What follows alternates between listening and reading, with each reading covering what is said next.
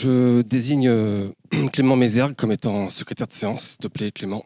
Merci beaucoup. Je vais procéder à l'appel.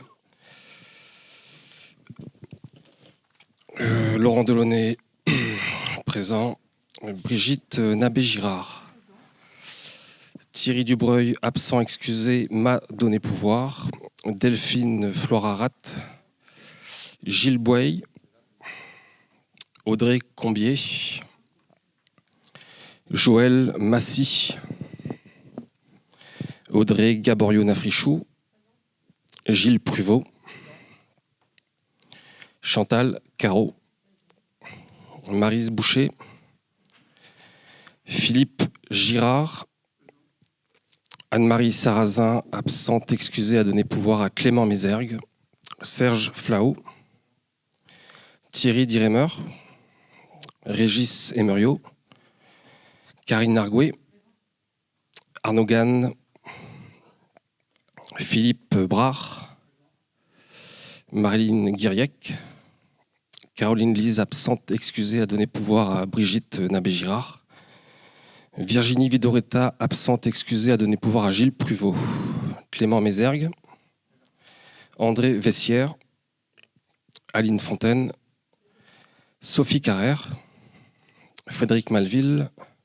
Marc Boisseau. Ludivine Grasse-Piquet. Bien, je vous remercie. Je vais faire circuler la... D'abord, y a-t-il des remarques au sujet du procès-verbal? Pardon. Pas de remarques? Très bien, donc le procès-verbal de la séance du 18 septembre dernier va circuler. D'accord, très bien. Donc tout le monde approuve le procès-verbal, c'est parfait. On va donc faire circuler le registre. On le mettra donc avec le PV, c'est parfait. Donc en fait, il n'y a rien à faire circuler. D'accord. Donc la prochaine fois, il ne faut pas faire. Je vous présente d'abord Karine Longuève. Pour ceux qui ne la connaissent pas, c'est la nouvelle directrice générale des services qui nous a rejoint il y a quelques semaines, un petit mois maintenant. Ça passe vite, c'est intense. Bienvenue Madame Longuève. Elle est évidemment à votre disposition. Vous passez quand vous voulez à la mairie. C'était mon... Je peux le dire, c'était mon choix numéro 1 sur la liste de 4 noms que j'avais. Elle était très très loin devant et donc je suis très très heureux de l'accueillir à Ison et je la remercie d'avoir fait ce choix.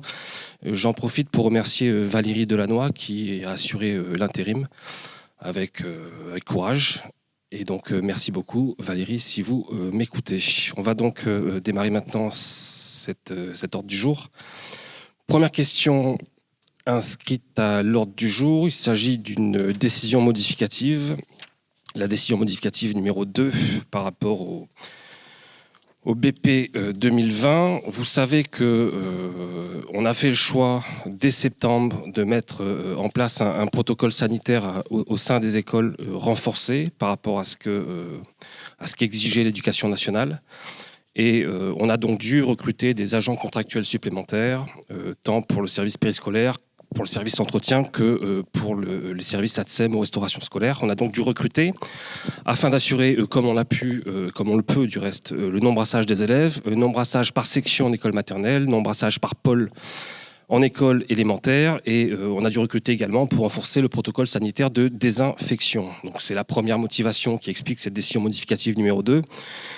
Par ailleurs, il y a également lieu de corriger une petite erreur matérielle sur une durée d'amortissement d'un matériel de voirie, petite erreur qui ne représente pas grand-chose, 113 €. Et donc pour ces deux raisons, je vous soumets cette décision modificative numéro 2. Je précise au sujet du surcoût, du coût RH pour faire face à la crise sanitaire, que cela représente sur les 2 premières périodes de l'année scolaire 35 000 €, ce qui est considérable, j'en ai bien conscience, mais c'est un engagement qu'on a pris dès le début de l'année, c'est une stratégie qu'on tient comme on peut. Évidemment, 2 périodes, si vous les multipliez sur les 5 périodes que représente une année pleine, ça peut nous conduire en 2021 très clairement à accroître considérablement les dépenses de fonctionnement et tout spécialement les dépenses RH. On aura l'occasion d'en discuter lorsqu'on adoptera le budget 2021. J'espère simplement que d'ici quelques semaines, la situation sanitaire sera améliorée en France et que ça nous permettra peut-être de relâcher un petit peu notre vigilance s'agissant s'agissant de ce protocole sanitaire. Voilà. Y a-t-il des remarques peut-être sur cette décision modificative? J'observe que la commission finances du 19 novembre 2020, présidée par Frédéric Malville, a rendu un avis favorable à l'unanimité. Je n'ai pas vérifié. À l'unanimité.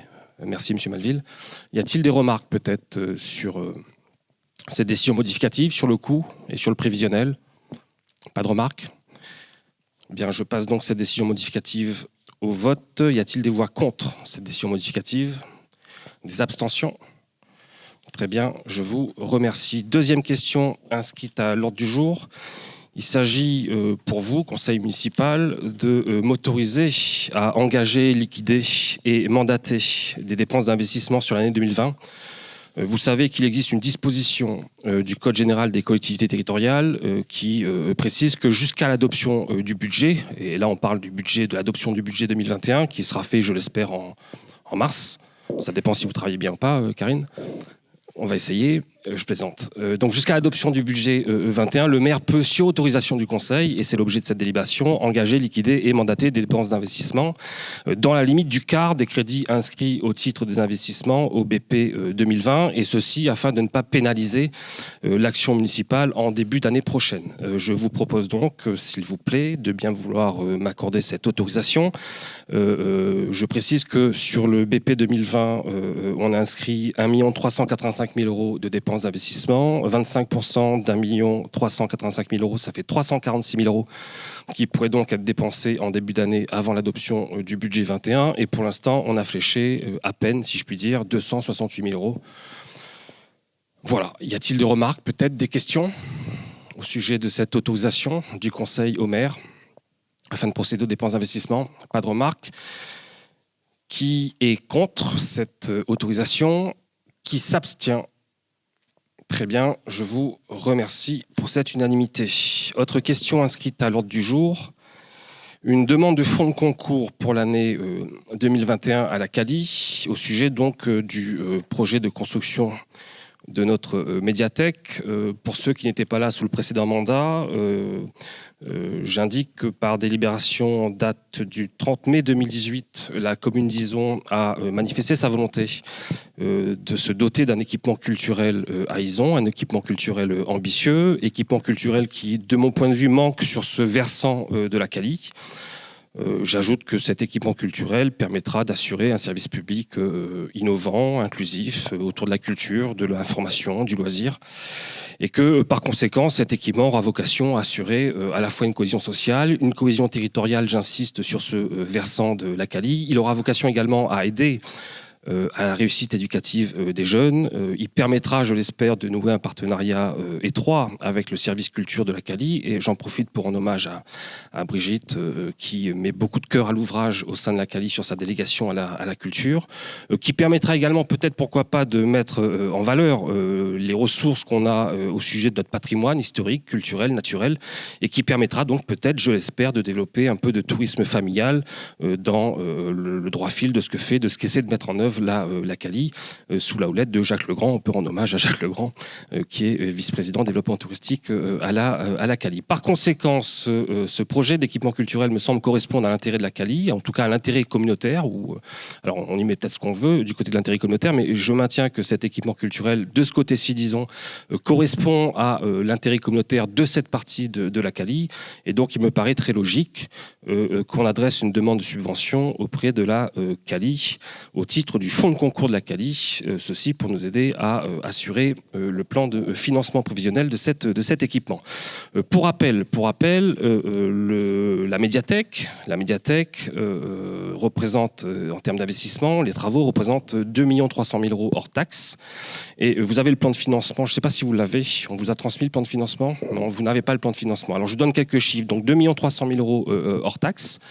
Alors je l'indique tout de suite, on a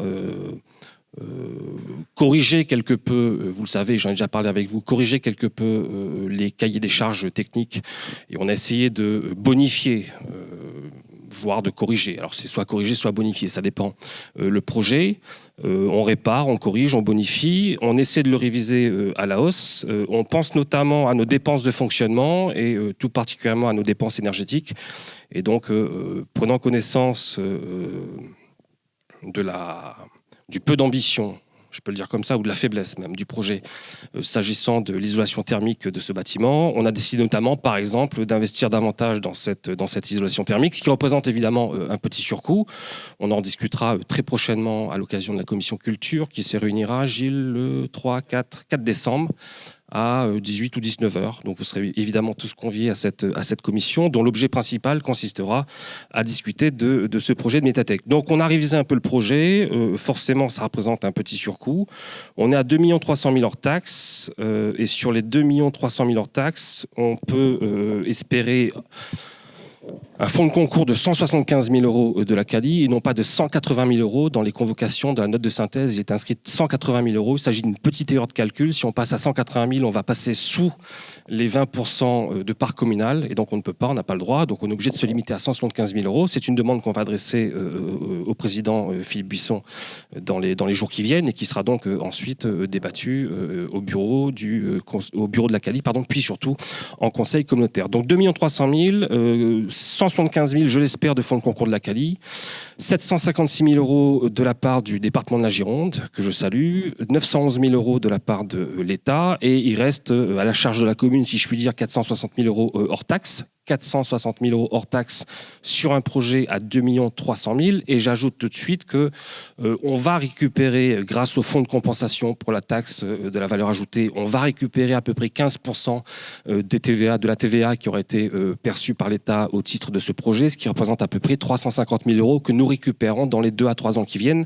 Si bien qu'à l'arrivée, ce projet, qui représente un investissement de 2 300 000 euros hors taxes, à l'arrivée devrait nous coûter à peu près sur fonds propres, si je puis dire, si on se projette sur 3 ans, un peu moins de 120 000 euros sur un projet à 2 300 000 euros. Donc j'insiste pour dire que le problème de ce projet, si problème il y a, ce n'est pas un problème d'investissement. Ce projet est parfaitement rationnel en termes d'investissement. L'enveloppe globale est parfaitement rationnelle en termes d'investissement. J'en profite pour rendre hommage à Anne-Marie Roux. Simplement, ce projet nous posera peut-être des problèmes en matière de fonctionnement et on en reparlera très prochainement, mais il faudra en tout état de cause assumer ce projet. Voilà donc la demande de fonds de concours est exposée. Y a-t-il des remarques peut-être? Est-ce que je peux passer au vote cette demande de fonds de concours? Très bien, je vous remercie. Je vous demande donc de m'autoriser à adresser au président Buisson cette demande de fonds de concours à la CALI. Y a-t-il des voix contre cette demande de fonds de concours, cette demande de subvention? Des abstentions? Très bien, je vous remercie. Autre question à l'ordre du jour. Il s'agit pour le conseil municipal de rendre un avis au sujet de la cession de parcelles en cœur du centre-bourg. Ça fait beaucoup, cœur du centre-bourg. Cession de parcelles entre l'EPF, l'établissement public foncier Nouvelle-Aquitaine, parcelles qui ont été préemptées par l'EPF Nouvelle-Aquitaine, et puis EPF qui a conventionné en quelque sorte avec Gironde Habitat. Gironde Habitat porte un projet sur ces parcelles, on va l'appeler sur les parcelles Ténier-Hébert pour faire court. Vous repérez très bien l'endroit, j'imagine, l'ancienne boulangerie Ténier. C'est un projet qui porte sur plusieurs parcelles qui représentent au total une surface de 1000 m², un peu plus de 1000 m². Ces terrains ont été acquis par l'EPF Nouvelle-Aquitaine pour un montant de 200 000 euros. L'EPF Nouvelle-Aquitaine a derrière conventionné avec Gironde Habitat et Gironde Habitat porte donc un projet de construction de 7 logements sociaux sur un total de 11 logements. Mais en réalité, c'est 7 plus 4. Pourquoi? Parce que les 4 familles qui habitent déjà dans le coin conserveront évidemment leur foyer, si je puis dire. Et ces 4 logements seront conventionnés. Et parce qu'ils seront conventionnés, ils seront donc considérés, comptabilisés au titre des logements sociaux, au sens de l'article 55 de la loi SRU, si bien qu'à l'arrivée, l'ensemble de l'opération va compter, si je puis dire, pour 11 logements locatifs sociaux, plus un commerce, Marilyn, que je salue, qui sera évidemment préservée, et je lui souhaite bien du courage à Marilyn. Voilà, c'est une opération qui me semble, à titre personnel, bénéfique pour tout le monde. D'abord, vous le savez, Ison est carencé, sérieusement, sévèrement carencé en termes de logements sociaux, puisqu'il nous en manque à peu près 400. Ison, par conséquent, a perdu son droit de préemption, pour ceux qui ne le savent pas, mais je pense que toute la commune le sait à peu près. Ison a perdu son droit de préemption. Ce droit de préemption a été récupéré par l'État. L'État l'a subdélégué à l'EPF Nouvelle-Aquitaine. L'EPF Nouvelle-Aquitaine a fait l'acquisition de ces parcelles et l'EPF Nouvelle-Aquitaine, derrière, a revendu ces parcelles à Gironde Habitat. Gironde Habitat qui porte le projet que je viens d'expliquer, grosso modo. Ce projet est parfaitement respectueux, me semble-t-il en tout cas, de l'identité architecturale du centre-bourg. Voilà, il conserve la pierre intacte. Il va simplement rénover ce qui doit l'être. Voilà, alors on peut considérer qu'il est peut-être un peu dense, mais dans sa globalité, très sincèrement, je trouve que c'est un très bon projet. Je remercie à cet égard Gironde Habitat et le PF Nouvelle-Aquitaine. Il est donc demandé ce soir au conseil municipal d'émettre un avis au sujet de ce projet, avis favorable ou défavorable. En ce qui me concerne, je suis favorable à ce projet. Je soumets ce projet à débat d'abord, s'il y a des questions, peut-être des interrogations au sujet de ce projet, avant de le passer au vote. Y a-t-il des remarques au sujet de ce projet? Madame Fontaine, je vous écoute.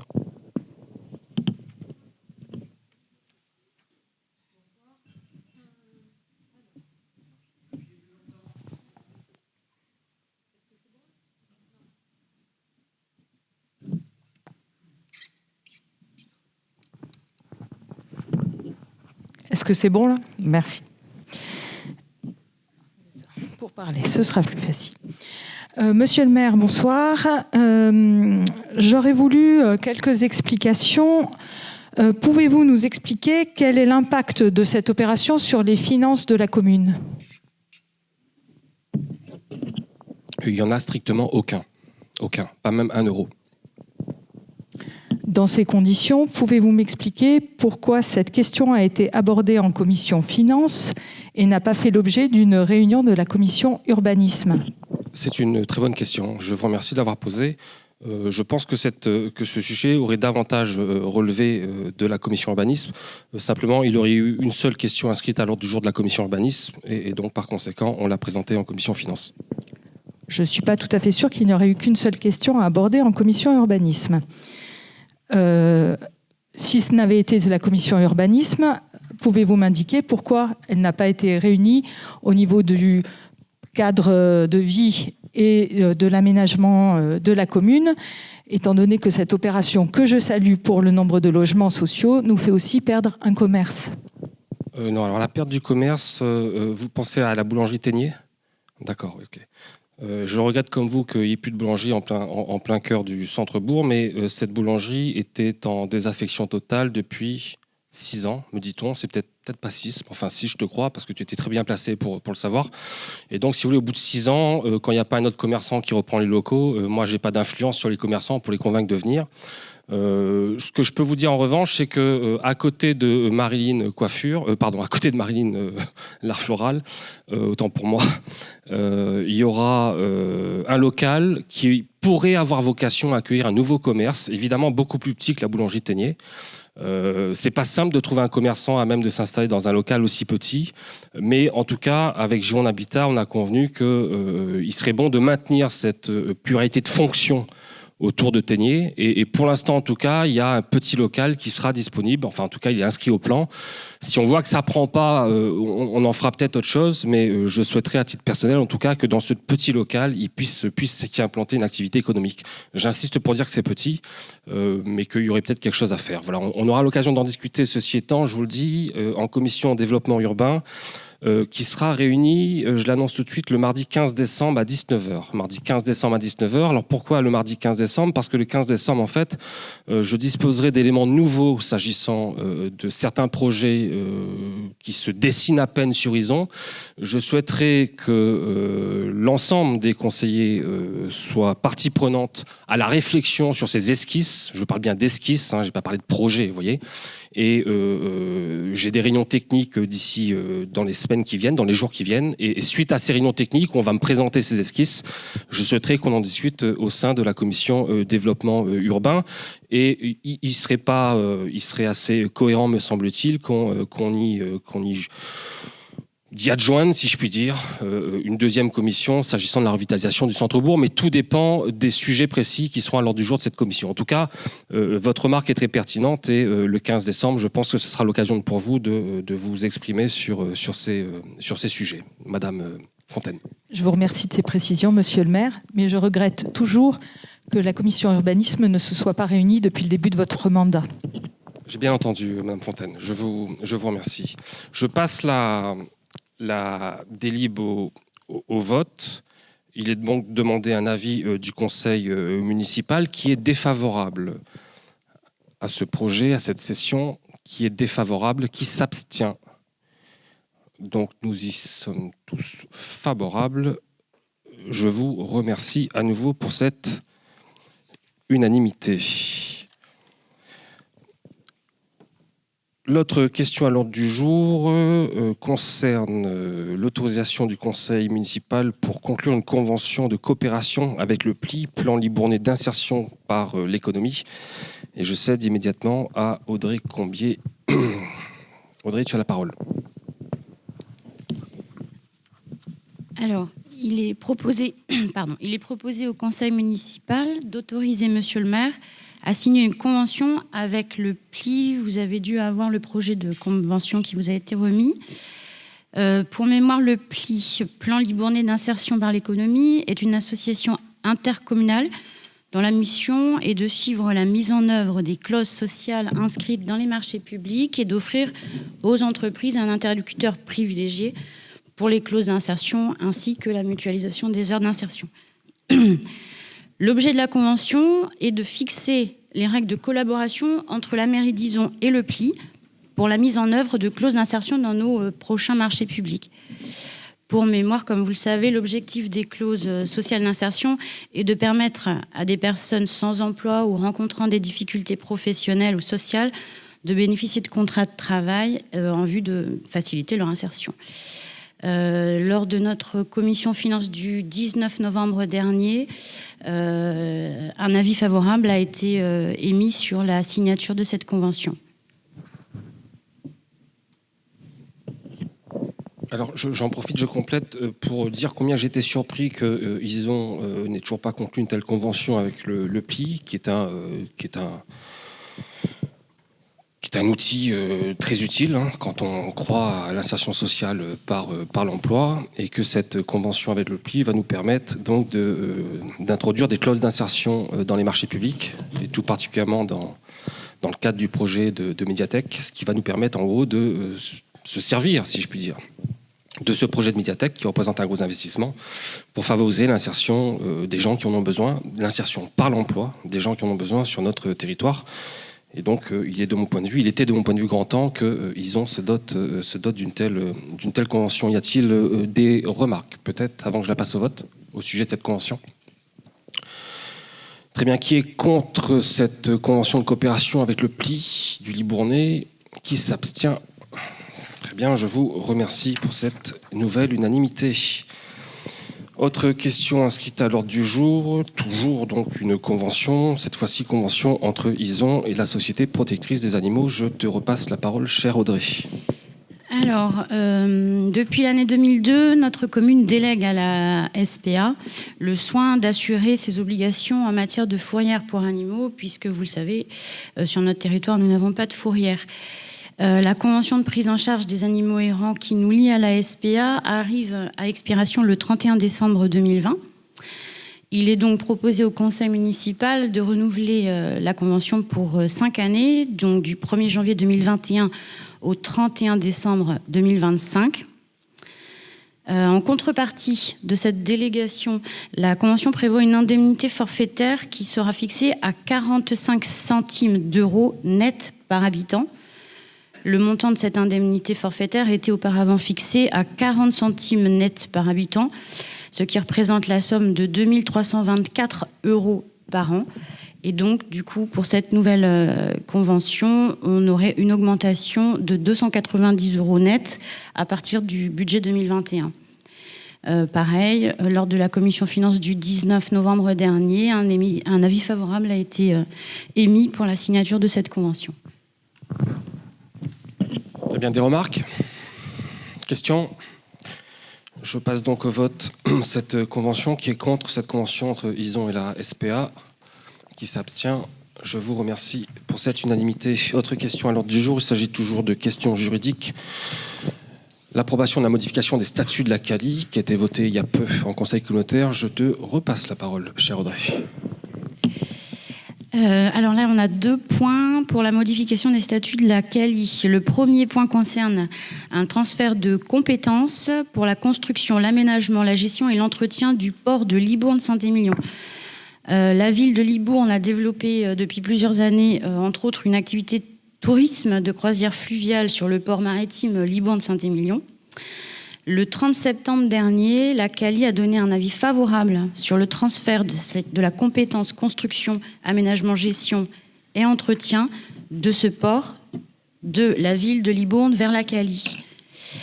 En tant que commune membre de la communauté d'agglomération, nous disposons donc d'un délai de 3 mois pour rendre un avis sur ce transfert. Lors de notre séance en commission aussi, un avis favorable a été émis et donc il est proposé au conseil municipal ce soir d'approuver ce transfert de compétences facultatives pour la gestion du port de Libourne-Saint-Émilion de Libourne vers la CALI. Questions? Remarques? Suggestions? Critiques? Revendications? Doléances? Rien du tout? Vous êtes sûr? Méfiance? Non? Bon, je passe au vote. Cette modification des statuts de la CALI, qui est contre cette modification? Je ne sais pas si vous étiez là, monsieur Malville, quand on l'a voté au conseil communautaire, je ne me souviens pas. Non, d'accord. Donc qui est contre? Personne? Qui s'abstient? Très bien, je vous remercie pour cette unanimité. On passe... Donc, non, il y a un deuxième point. Ah, pardon, autant pour moi. Audrey, je t'en prie. Le deuxième point concerne la restitution aux communes membres de la CALI de la compétence défense et incendie. Donc en fait là, il s'agit de l'ensemble des aménagements fixes qui sont susceptibles d'être employés pour alimenter en eau les moyens de lutte contre l'incendie, les bornes à incendie en fait et tout le système hydraulique. Le 16 novembre 2020, le conseil communautaire a décidé de restituer la compétence facultative défense et incendie à l'ensemble des communes de la CALI. Donc là encore, nous disposons d'un délai de 3 mois pour rendre un avis sur ce transfert. Et lors de notre commission du 19 novembre dernier, un avis favorable a là encore été émis sur cette restitution. Il est donc demandé au conseil municipal d'approuver cette restitution et la modification des statuts de la CALI afférente à ce retrait de compétences. Question? C'est OK. Je passe au vote. Qui est contre cette nouvelle modification des statuts de la CALI? Pas de voix contre? Une intervention, pardon, monsieur Malville, je vous en prie.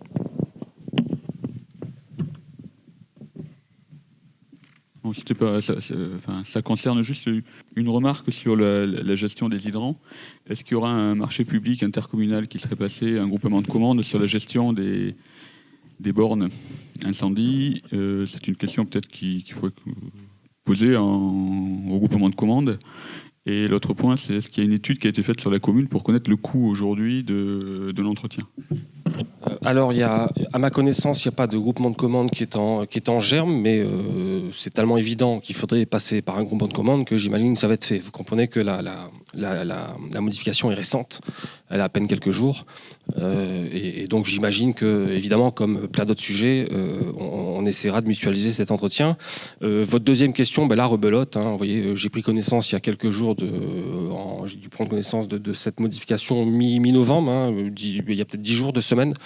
Et donc on ne s'est pas encore penché sur le coût. Je sais même pas, je pourrais même pas vous indiquer le nombre d'hydrants en fait qu'il y a sur Ison. Je l'ai lu quelque part, je n'ai pas retenu le chiffre. Voilà, on aura l'occasion d'en discuter en commission finance peut-être, monsieur Malville, ou à la CALI. Là où vous êtes, il n'y a pas de souci. Voilà. Je passe donc je l'ai passé au vote. Donc je la passe au vote. Qui est contre? Qui s'abstient? Bien, je vous remercie pour cette approbation de la modification des statuts de la CALI. On passe à des questions relatives aux ressources humaines et je laisse la parole à Brigitte Nabé-Girard qui va nous présenter les 3 prochaines délibes, 2 ou 3 prochaines délibes. À toi la parole. Alors écoutez, je vais enlever.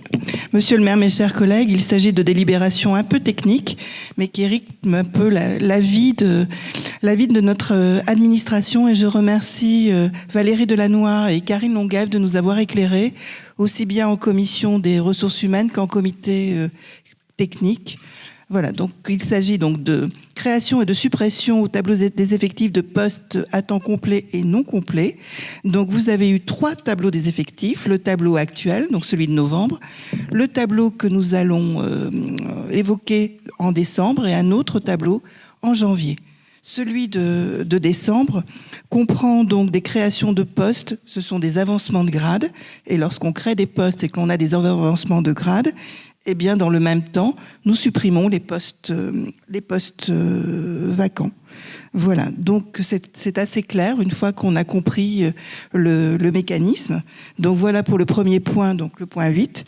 Le point 9, alors il s'agit là de stagiairisation, donc de permettre à des agents qui ont fait leurs preuves, qui ont été reçus, de rentrer donc un jour ou l'autre dans la fonction publique territoriale, et ça passe par le biais d'une stagiairisation. Donc nous l'avons envisagé à compter du 1er janvier 2021, avec prudence, en prenant tous les avis nécessaires et bien évidemment en essayant de rester dans des budgets contraints.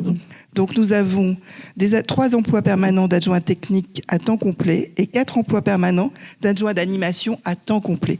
Bien évidemment, nous sommes soucieux aussi de permettre à nos agents et notamment aux agents d'animation de pouvoir bénéficier de formations, de rentrer dans le cadre des VAE. Tout ceci, nous l'avons évoqué en CT et également en commission des ressources humaines qui s'est prononcée favorablement. Des questions ? Je passe d'abord la première délib donc au vote relative au tableau des effectifs. Qui est contre ? Qui s'abstient ? Très bien, je vous remercie. La deuxième délib relative donc aux stagiarisations. Qui est contre ? Qui s'abstient ?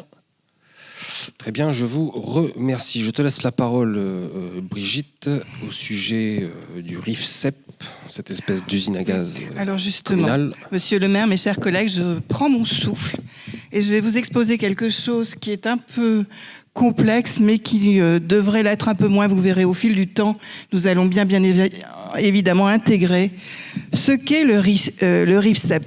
Donc le RIFSEP, c'est un régime indemnitaire fonction, qui prend en compte des fonctions, des suggestions, de l'expertise et de l'engagement professionnel. Et il y a 2 parties dans ce RIFSEP, l'IFSE, donc je me suis fait des petits schémas.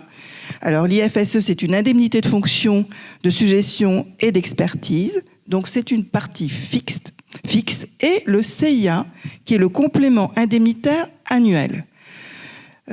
Donc il a fallu que l'on nous explicite les 2 parties, la partie fixe, la partie variable et facultative. Vous imaginez que c'est bien ce qui est le plus complexe, la partie variable et facultative.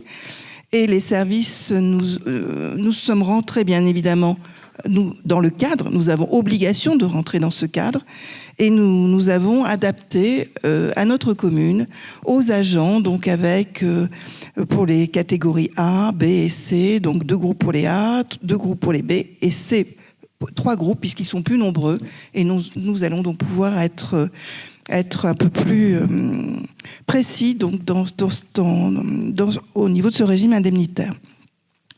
Donc, tout serait simple, le RIFSEP, le IFSE,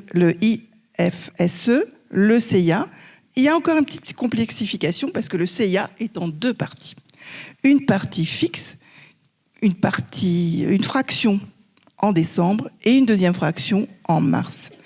Alors voilà, donc nous allons rentrer dans ces dispositions, dans ces dispositifs, et nous faisons pour le mieux. Donc nous sommes bien évidemment accompagnés, les agents le sont aussi.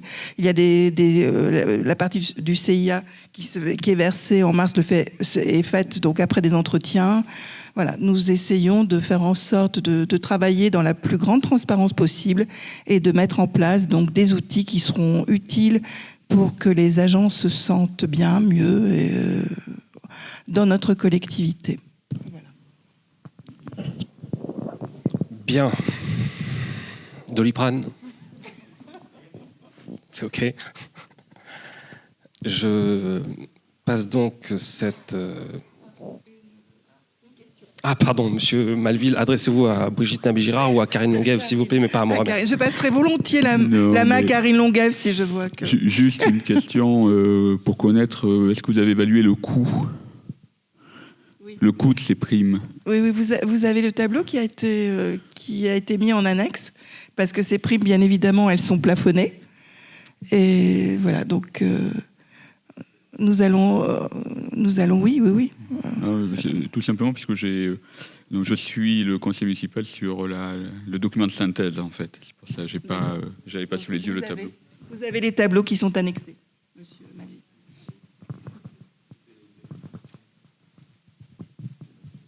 Ah, et c'est le truc de couleur, là, c'est ça ? Oui, c'est le tableau avec plein de couleurs, là. Oui, beaucoup de rouge, d'ailleurs. C'est bien ça.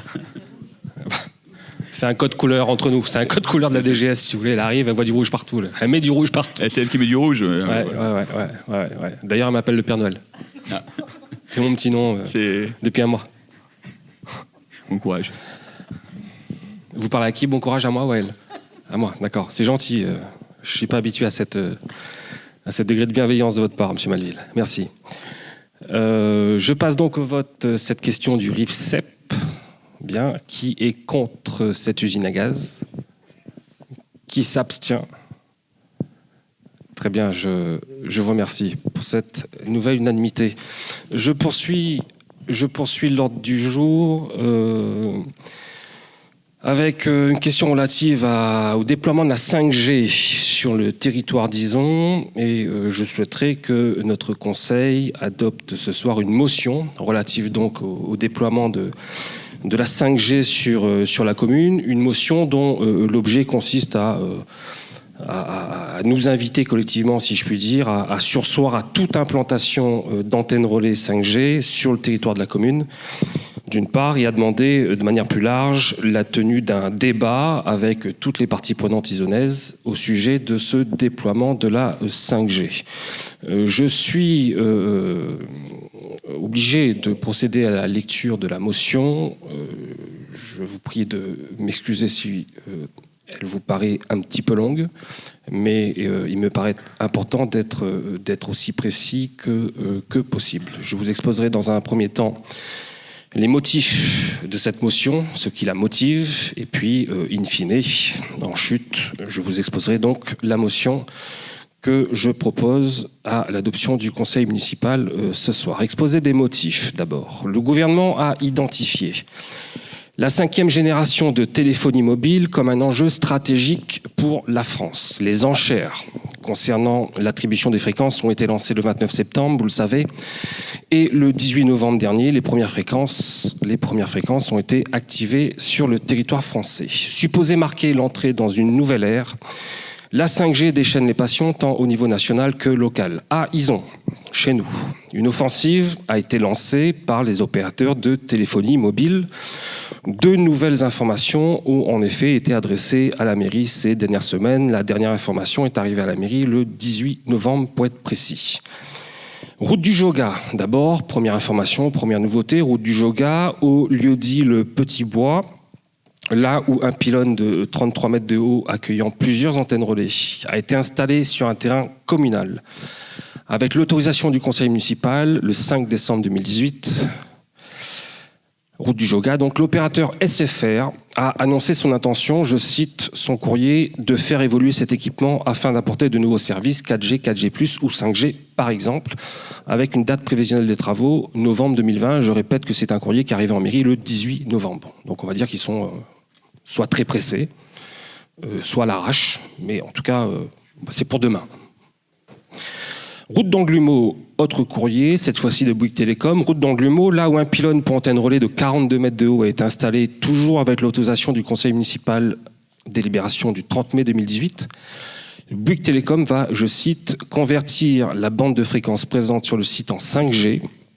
L'opérateur précisant que cette mise à jour, je cite toujours, n'implique aucune modification du système antennaire, ni aucune modification de l'exposition aux radiofréquences. Date prévisionnelle de mise en service, 31 décembre 2020.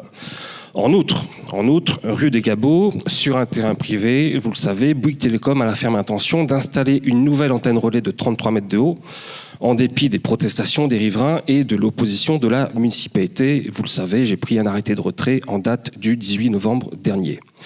Si cette antenne, pour l'instant, rue des Gabots, est annoncée en 4G, il ne fait aucun doute, en tout cas pas dans mon esprit, il ne fait aucun doute que le porteur du projet a l'intention de la convertir en 5G à court ou à moyen terme. Et je précise que cette conversion de la 4G à la 5G, nous n'avons, nous, élus, aucun moyen juridique de nous y opposer. Je dis bien, on n'a aucun moyen juridique de s'opposer à une transformation de 4G en 5G. Les Isonnaises et les Isonnais s'interrogent. Si la technologie 5G peut fasciner, elle inquiète également nombre de nos concitoyens. Ces inquiétudes sont légitimes, il faut les entendre. Un débat éclairé peut et doit avoir lieu. La 5G représente incontestablement un bond technologique qui permettra de partager des données à des vitesses au moins 10 fois plus rapides que la 4G. Outre l'amélioration de nos usages actuels, téléchargement, streaming, navigation web, etc., cette nouvelle technologie ouvre des portes à peine imaginables aujourd'hui, dit-on, véhicules autonomes, possibilité d'exploiter plus de données en temps réel pour créer des villes dites intelligentes. J'adore cette expression, villes dites intelligentes. Déploiement de l'intelligence artificielle, démocratisation de l'Internet des objets, etc., etc. Disons-le, davantage qu'aux particuliers, en tout cas dans un premier temps, la 5G sera avant tout utile aux entreprises. Disons-le aussi, alors que les Chinois expérimentent déjà la 6G, 20% du territoire français n'est toujours pas couvert par la 4G, dont le réseau sera lui-même saturé d'ici 1 an et demi. Et les opérateurs soutiennent que cette saturation concernera ISON d'ici 18 mois si on ne fait rien. Je dis bien les opérateurs le disent. Je n'ai pas les moyens de le vérifier. La 5G est-elle dangereuse pour la santé ? La vérité, c'est qu'on ne sait pas encore. Cela fait des années que les chercheurs s'interrogent sur les effets des ondes sur la santé, sans parvenir à s'accorder sur de possibles effets. À court terme, certes, aucun effet significatif n'est observé, et un consensus scientifique semble indiquer que les ondes électromagnétiques émises par les antennes relais n'ont pas d'incidence notable sur la santé des usagers, contrairement au téléphone portable directement en contact avec le corps, c'est une évidence. Mais quid à long terme ? Quid à long terme ? L'Agence nationale de sécurité sanitaire de l'alimentation, de l'environnement et du travail, la fameuse ANSES, prépare un rapport pour 2021, lequel ne devrait pas apporter de réponse tranchée tant nous manquons de recul. Puisque nous manquons de recul, dans ces conditions, faut-il vraiment se précipiter ? Je ne le pense pas. Nous préférions que les autorités nationales, parce que c'est de leur ressort, je dis bien nos autorités nationales, nous préférions donc que nos autorités nationales, le gouvernement, fassent application d'un principe simple, connu de tous, puisque constitutionnel depuis 2005, à savoir le principe de précaution. La 5G est-elle énergivore ? Les opérateurs télécoms et les équipementiers affirment que la 5G est moins énergivore que la 4G. Néanmoins, de fait, la facture énergétique dépendra beaucoup des usages, lesquels ont tendance à se multiplier. Ce qui est craint, c'est une sorte d'effet rebond. La hausse considérable de la demande de données créée par le très haut débit pourrait contrebalancer les gains d'efficacité énergétique permis par cette nouvelle génération mobile. Le think tank The Shift Project, qui milite pour sortir des énergies fossiles, estime qu'avec la 5G, la consommation d'énergie des opérateurs mobiles sera multipliée par 2 à 3 dans les 5 ans à venir, soit une augmentation de 2% de la consommation énergétique du pays. C'est beaucoup trop. Alors que notre maison brûle, il nous paraît téméraire de l'assaillir d'ondes et de se lancer dans une nouvelle technologie qui, au bout du compte, nous fera consommer plus d'énergie. Le déploiement des antennes relais 5G à ISON est-il compatible avec notre volonté de préserver notre patrimoine naturel et de valoriser notre cadre de vie ? On peut en douter au regard de l'obstination des opérateurs, alors que nous avons déjà 2 pylônes recevant plusieurs antennes sur notre territoire, un sur la zone d'Anglumeau et un sur le secteur du Joga. Bouygues Télécom s'est lancé dans une course à l'équipement avec ses concurrents en faisant tout pour installer sur un terrain privé, en pleine zone Natura 2000, à proximité d'un bâtiment historique classé, et contre la volonté de la municipalité, une nouvelle antenne. En défigurant de la sorte ce lieu emblématique du patrimoine isonnais, cet opérateur de téléphonie adresse un message bien inquiétant à ceux qui, comme nous, ont été mandatés par les Isonnais pour en prendre soin. Ce patrimoine historique, culturel et environnemental fait notre fierté et il serait inconcevable que nous puissions admettre sans protestation que des antennes relais le polluent. Nous ne voulons pas de cette antenne. La loi portant sur l'évolution du logement, l'aménagement et le numérique, dite loi Elan, promulguée par la majorité gouvernementale en place le 24 novembre 2018, limite grandement le pouvoir d'action des maires et facilite l'installation des antennes relais. Nous ne pouvons que déplorer ces mesures qui, au lieu d'aller dans le sens d'un renforcement de l'information et du dialogue entre opérateurs, élus et population, visent à supprimer les derniers garde-fous permettant de s'opposer à l'implantation de ces installations. Pour autant, nous ne renonçons pas à agir. Le texte de la motion. En conséquence, le conseil municipal, disons, rejoint les villes de France qui demandent un moratoire sur le déploiement de la 5G, le temps des conclusions définitives, d'une part de l'ANSES, prévue au premier trimestre 2021, sur l'évaluation des risques pour la santé, et d'autre part de l'ADEME, via le projet NEGA-Octet, sur la mise en place de méthodologies de mesures d'impact environnemental basées sur l'analyse de cycle de vie et pas seulement sur la consommation énergétique. Cette étude est prévue pour la mi-2021. Le conseil municipal également souhaite alerter le représentant de l'État sur l'urgence de la situation. Je devais le rencontrer début décembre. J'ai appris hier que ce rendez-vous était reporté sine die. Le conseil municipal approuve la mobilisation par le maire de l'ensemble des leviers à sa disposition afin de différer le déploiement de la 5G à la communication des études susmentionnées de l'ANSES et de l'ADEME. Le conseil municipal, enfin, propose la tenue d'un débat local associant citoyens, associations experts, sociétés de télécommunications et élus sur le déploiement de la 5G autour des dits rapports. Voilà la motion que je propose d'adopter ce soir, chers collègues. Si vous le souhaitez, le débat est ouvert. À défaut, je la passerai au vote. Monsieur Vessière, je vous en prie. Oui, j'ai deux points évoqués. La première, c'est une remarque sur votre motion. Je ne suis pas certain que la 5G favorise les entreprises, surtout rue des Gabots. Donc ça, c'était une remarque. Ma deuxième remarque, c'est sur l'impact de cette motion. C'est un impact moral, juridique ou autre, ou politique L'impact de cette motion est, je pense, strictement politique au sens du symbolique. Et je le regrette. C'est-à-dire que c'est l'occasion pour nous d'affirmer collectivement au nom des Isonnais, d'affirmer solennellement au nom des Isonnais que nous n'aimons pas la manière avec laquelle on essaie de nous imposer la 5G sur le territoire isonnais. Malheureusement, ce n'est que symbolique. Pourquoi ? Parce que juridiquement, je le répète, alors je ne répéterai pas ce que j'ai dit une fois malencontreusement à la télé, mais juridiquement, nous disposons de peu d'arguments. Et j'ai dit une fois qu'on était à poil, mais je vous assure que, voilà, juridiquement, on n'a aucun levier pour nous y opposer. Alors, je dis juridiquement parce que la jurisprudence, de mon point de vue, n'est pas encore... est en cours de construction, si je puis dire. Il ne faut pas exclure que, sur le fond, le dossier qu'on est en train de construire, il ne faut pas exclure qu'un juge administratif y soit sensible. J'insiste.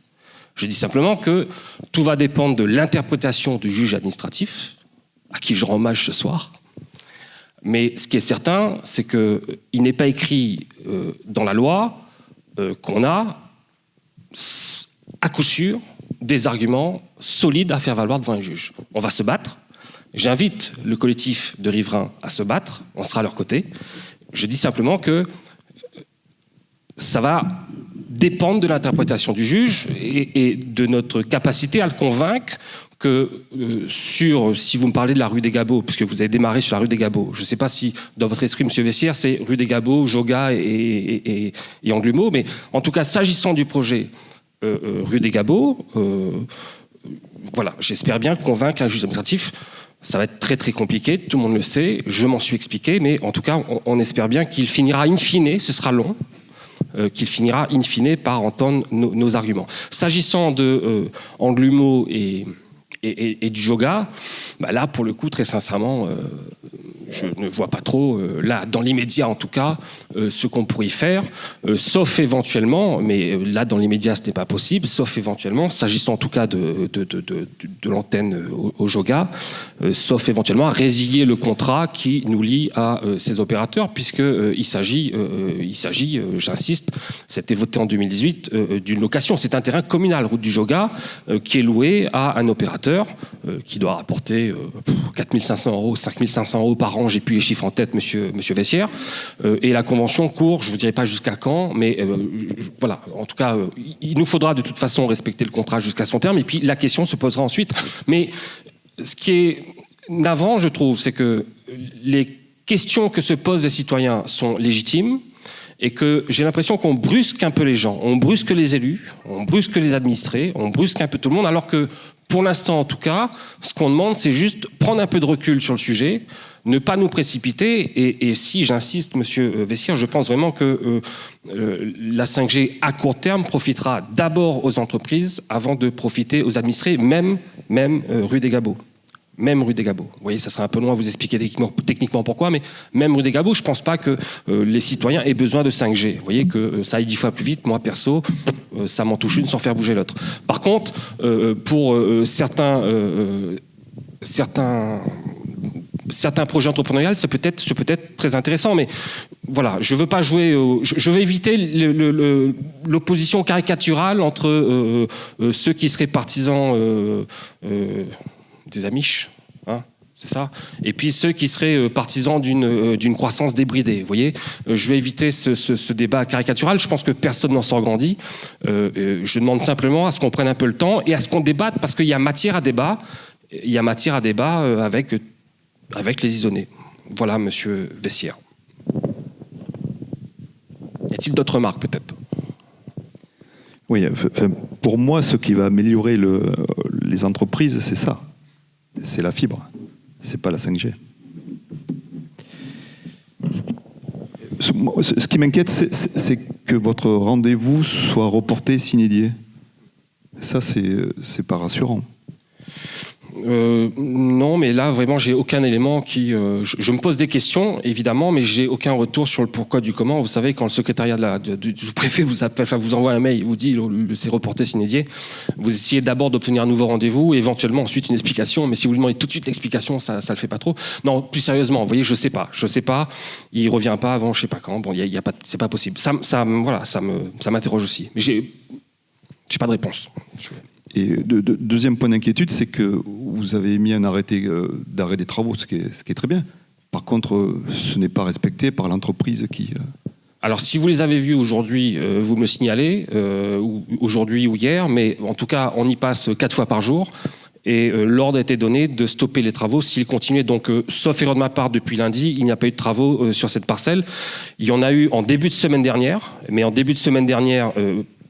pour respecter le principe du contradictoire, je n'étais pas en mesure, j'insiste, hein, c'est légal, il y a une procédure, vous voyez, je n'étais pas en mesure de prendre l'arrêt avant. Dès que j'ai pu prendre l'arrêté de retrait, je l'ai pris, c'était du 18 novembre. Donc à compter du 18 novembre, de mercredi dernier, à ma connaissance, il n'y a pas eu de travaux. Si vous avez connaissance de travaux, vous appelez les services de la mairie et on interviendra pour les faire cesser immédiatement. Non, c'est pas le cas. Non.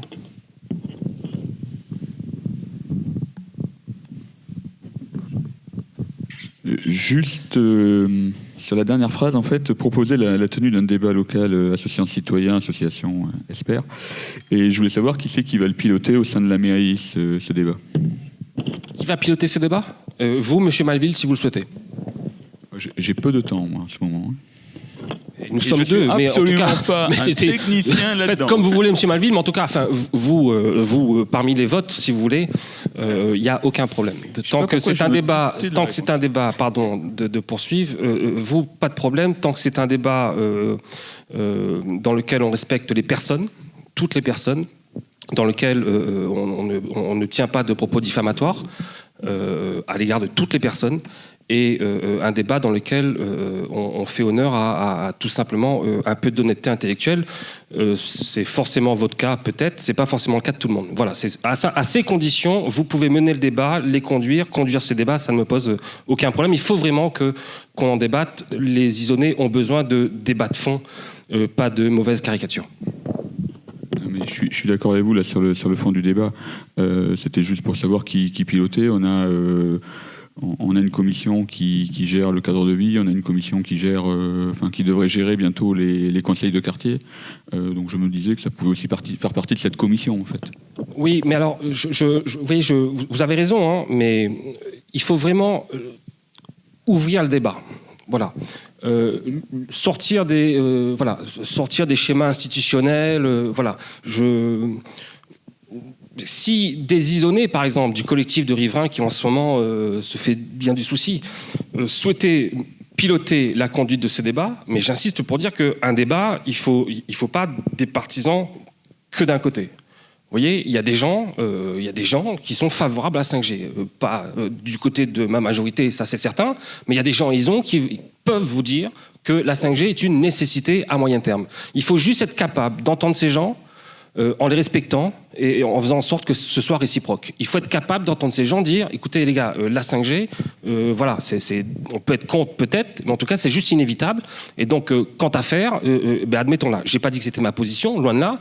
Je dis simplement que si un débat, par exemple, vous voyez, si un débat, il faut convier les opérateurs de téléphonie, qui, eux, vont venir vendre leur truc, bien légitimement, mettez-vous à leur place 2 minutes. C'est un intérêt que je ne partage pas, mais si vous voulez qu'il y ait un débat et qu'il en ressorte quelque chose, il ne faut pas rester entre soi. Voilà. Il faut juste ouvrir Et par contre, il faut absolument que, une fois qu'on a eu ce débat, qu'on respecte la parole donnée, la parole voulue, qu'on respecte le message lancé par les représentants des isonnés.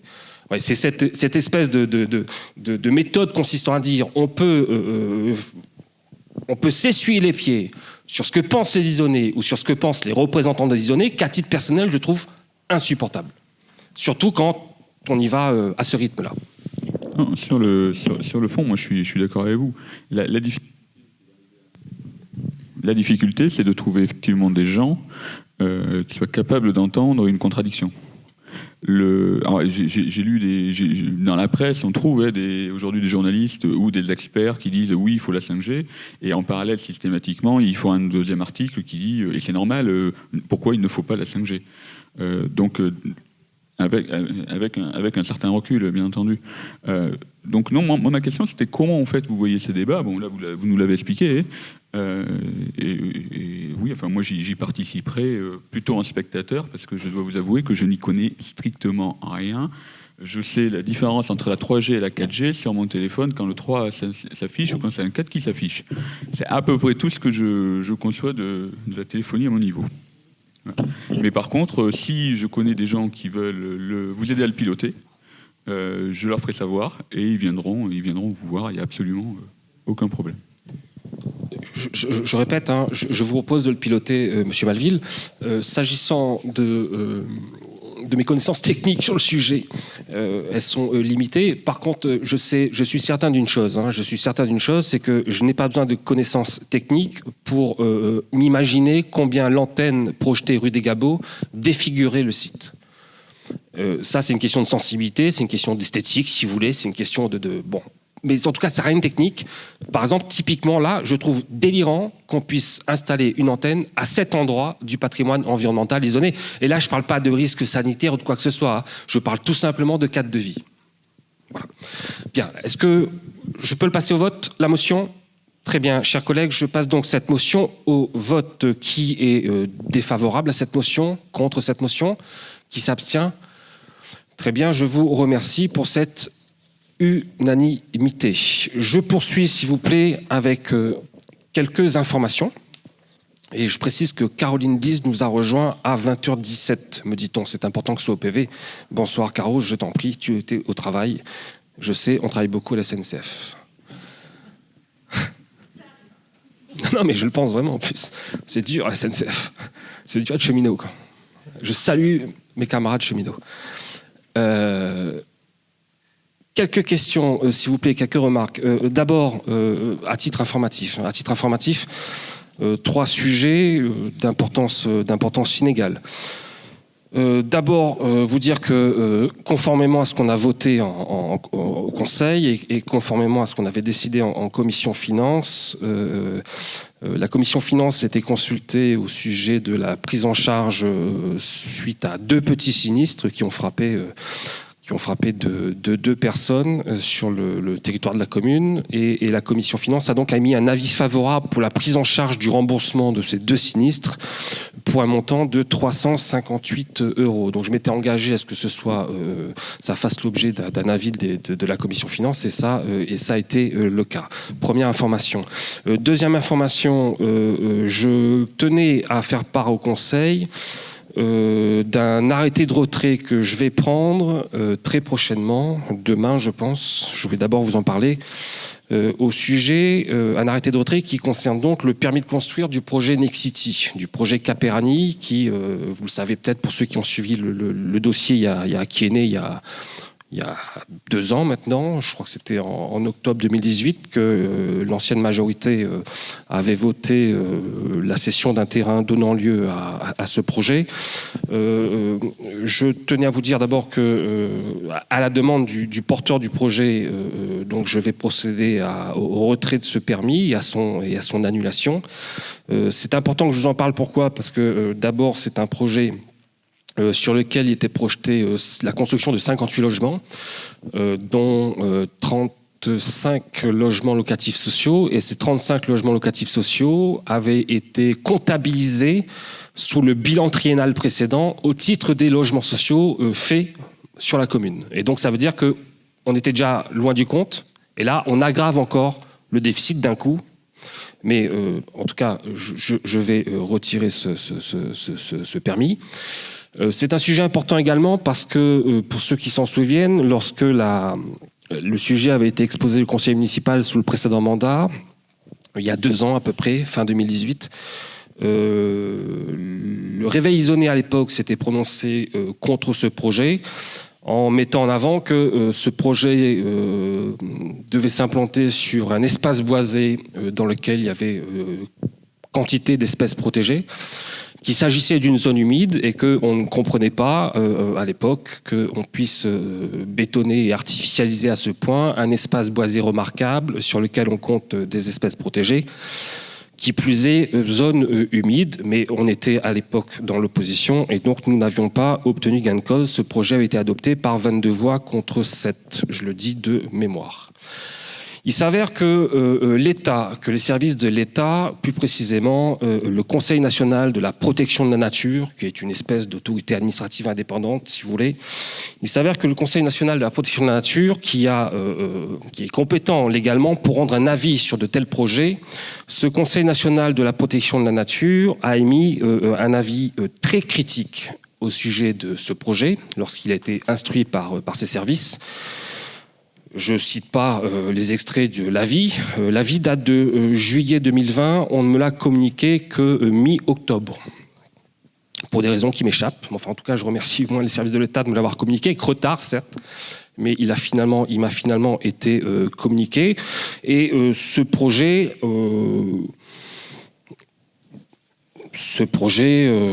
est sévèrement taclé par cette autorité, laquelle met en avant que ce projet correspond plutôt, je cite, à un grignotage supplémentaire de la zone humide et forestière sur la commune d'Ison, sans intérêt public majeur identifié, sans présentation de solutions alternatives et sans éviter la destruction de zones humides et forestières déjà fortement impactées par ailleurs. Au vu de la richesse des habitats et des espèces protégées sur seulement 2 hectares, les pétitionnaires devraient plutôt considérer ce site comme un espace de compensation d'un autre projet permettant à la fois de limiter l'urbanisation et de préserver une connexion écologique dans ce secteur de zones humides. Les vues larges de la commune d'Ison montrent la persistance de trames vertes forestières et de zones humides autour d'un cœur de village incluant le centre-ville que ce projet grignoterait. Ces trames vertes sont une richesse à conserver à l'heure de la transition écologique. Ce projet semble trop rapidement étudié et rédigé avec plusieurs incohérences. Conclusion, Ce projet est visiblement trop rapidement établi. Il ne présente aucune des 3 conditions d'octroi d'une dérogation. Le Conseil émet un avis défavorable et invite fortement le pétitionnaire à revoir sa copie. Je vous passe les détails de l'avis, il est à votre disposition, il n'y a pas de souci. Par conséquent, vous comprenez que le pétitionnaire en question renonce à son projet. De toute façon, je pense qu'il était condamné. Et donc, c'est avec soulagement, je le dis en ce qui me concerne, en conscience, en tout cas, c'est avec soulagement que je vais procéder au retrait de ce permis de construire, même si il a des conséquences négatives. Il n'empêche que je me félicite globalement que l'on n'artificialise pas cet espace naturel remarquable, et je suis très heureux de voir que ce qui était soutenu il y a 2 ans par le Réveil Isonnais trouve aujourd'hui en quelque sorte la caution d'une instance nationale. Voilà, question importante. Je souhaitais vous en parler. 3e information, j'informe tous les élus, mais je pense que vous le savez, que la CALI a voté la création d'un conseil de développement. Ça a été passé en conseil communautaire la semaine dernière, c'est ça. Et ce conseil de développement de la CALI, qui est une instance en gros de démocratie participative à l'échelle de la CALI, cette instance est composée d'habitants donc du territoire de la CALI, pas d'élus, j'insiste, pas d'élus. Le nombre de membres du conseil de développement est fixé à 90, plus le président qui devrait être, je peux le dire, je crois, Jacques Allais, ancien maire de Saint-Quentin de Baron. C'était la volonté de Philippe Buisson, du président Buisson, et c'est une très très bonne idée, je trouve. Les modalités de désignation des 90 membres, alors il y a 45 membres qui sont désignés par voie de candidature, et il y a une candidature par commune qui sera retenue. Donc j'invite les Isonnais qui souhaitent s'impliquer dans ce conseil de développement, instance participative, donc à l'échelle de laquelle je les invite à porter leur candidature, à faire acte de candidature. Simplement, il y a une candidature par commune qui sera retenue. Et par ailleurs, il y a 45 membres qui seront désignés par tirage au sort sur les listes électorales, et je ne sais pas quand aura lieu le tirage au sort, mais en tout cas j'y serai attentif. Les personnes désignées le sont pour un mandat de 3 ans, renouvelable une fois. Et cette instance de démocratie participative aura vocation à se prononcer sur des sujets structurants qui concernent l'échelle de la CALI. Et je m'en félicite. Voilà. Donc j'invite les Isonnais intéressés à se porter candidat. Voilà, 3 petites informations. Des questions, des remarques, c'est OK ? Très bien, chers collègues, je vous remercie de votre attention. Je vous souhaite une très bonne soirée. Faites très attention à vous, surtout. Ah, pardon, Monsieur Malville, petite prise de parole, in fine, oui. Oui, in fine, juste avant la conclusion, j'ai assisté hier soir à la commission sport de la CALI. On a parlé du centre nautique, et il faudra demander aux professeurs, aux directeurs des écoles, aux directeurs d'école primaire, de faire sa demande de créneau. Écoutez, je crois que vous avez leur numéro de téléphone. Je crois même que vous les avez eus avant moi. Et donc je vous invite, Monsieur Malville, une fois encore, à prendre votre téléphone et à tout simplement les appeler pour leur faire part de cette information. Merci. Je crois que c'est le rôle de Delphine, là, quand même. Delphine le fera. Merci beaucoup, en tout cas. Bonne soirée, faites attention à vous. Merci bien, au revoir.